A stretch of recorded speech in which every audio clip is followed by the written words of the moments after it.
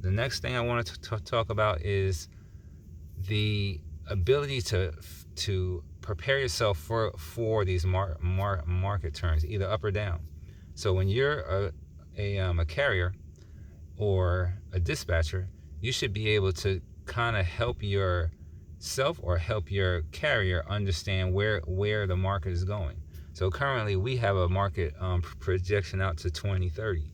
So we have a few swings in there that we see that are going to happen, and our carriers are prepared for it. So the best thing that you can do is understand what you need to do in the different markets to prepare yourself, so that when these market downswings occur, that you can be best positioned, that you aren't going to be hurt by it or put out of business.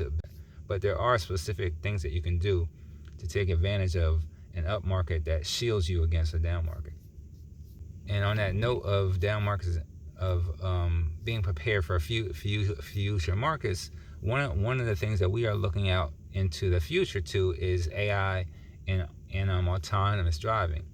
I don't think it's near happening anytime soon. However, when we project out to 2030, that's 7 years, and they have come a long way in the past 7. So they aren't going to slow down. So the best thing that we can do in the trucking industry is figure out ways that we fit into this new world of AI and autonomous driving. If you guys are familiar with, there's a company in Texas, Niagara Bottling, I believe. They have a fully automated warehouse where everything that's loaded is loaded by a robot.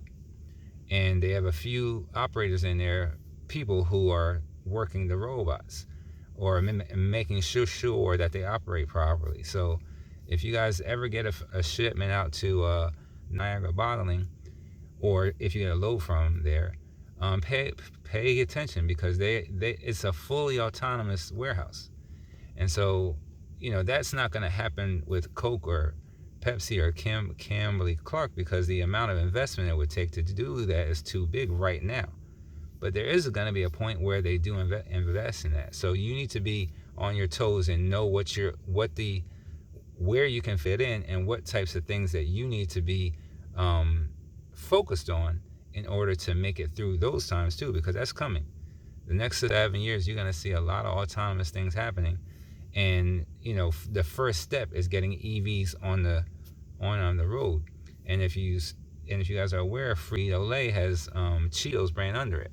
They have a freight line. So they actually, now the biggest issue with EVs is the distance, and can they carry heavy loads long distance, which is currently no.